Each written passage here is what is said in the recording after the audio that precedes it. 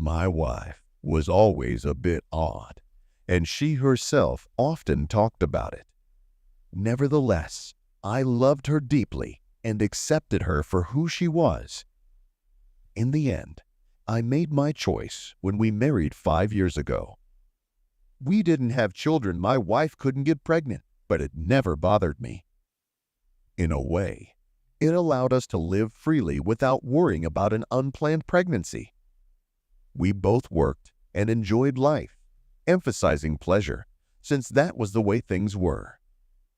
Her job required shift work, while I worked a regular 5-day week.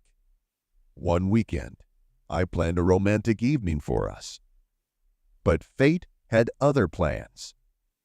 She announced that she had been called into work unexpectedly and apologized that she couldn't stay with me. I was disappointed but didn't argue.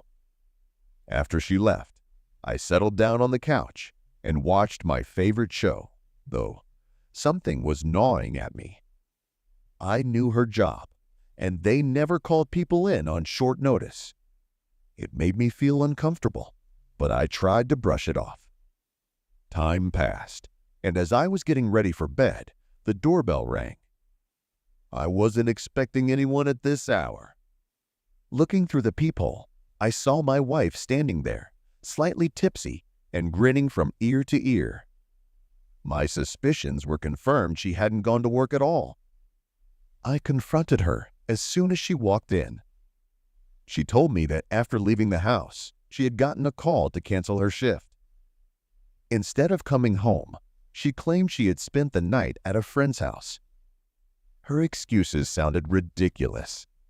I didn't make a scene, but started paying more attention to her behavior.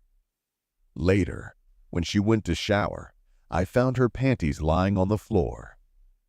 Picking them up to throw them in the wash, I noticed a few noticeable stains. It was clear that my wife had been with someone else that night.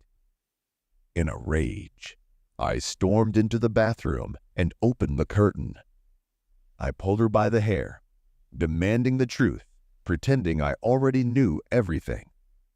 She didn't resist. She admitted everything. She'd been seeing someone else for a long time, trying things with him that she said I couldn't offer.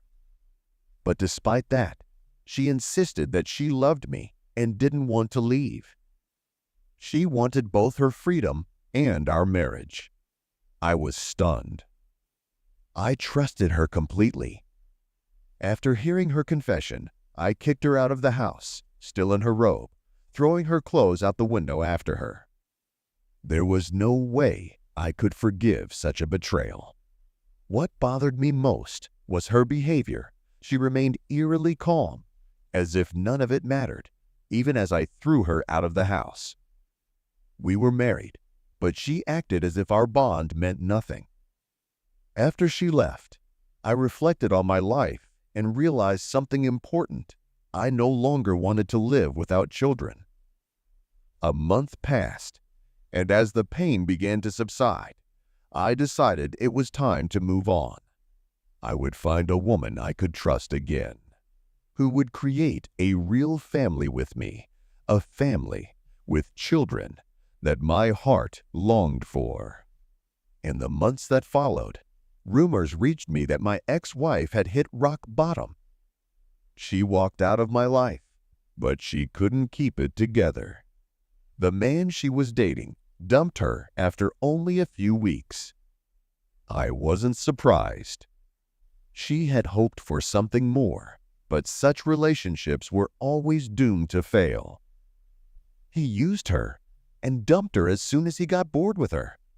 As I found out later, she went from one lover to another. Men came and went, each one less committed than the last. She became increasingly reliant on alcohol, drowning out her frustrations with each drink. At first, she tried to maintain some semblance of control, holding down a job, pretending everything was fine. But soon the lies caught up with her. She lost her job, showing up to it drunk too many times to be forgiven. With no stability and no one to support her, my ex-wife began to sink deeper and deeper into her vices.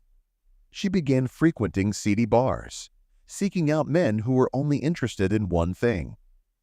At first, they used her, and in return, she got the attention she craved. But over time, even that didn't satisfy her. She had become a woman of easy virtue, trading the remnants of her dignity for brief moments of companionship, always accompanied by alcohol. Her lovers treated her badly.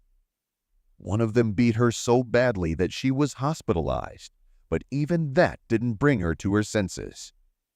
As soon as she was discharged, she went right back to the life that had ruined her. Another took advantage of her financial situation, leaving her in debt and stealing what little she had left.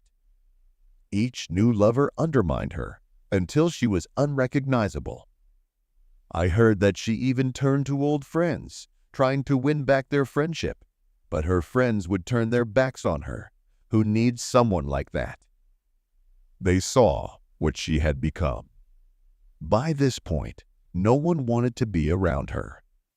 She had burned too many bridges. I hadn't seen her in almost 2 years when I got the news of her death.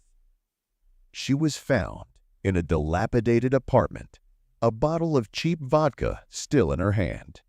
The official cause of death was given as liver failure, but in reality, she had been killing herself for years. The woman I once loved, the woman I once trusted, was gone long before her heart stopped beating. When I heard this news, I felt a strange mixture of sadness and relief.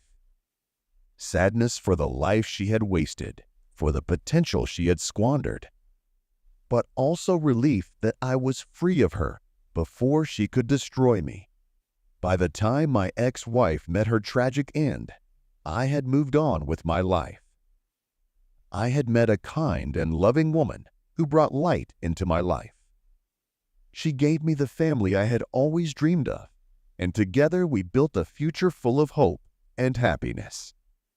We had 2 beautiful children, and every day I felt more and more grateful for the second chance life had given me.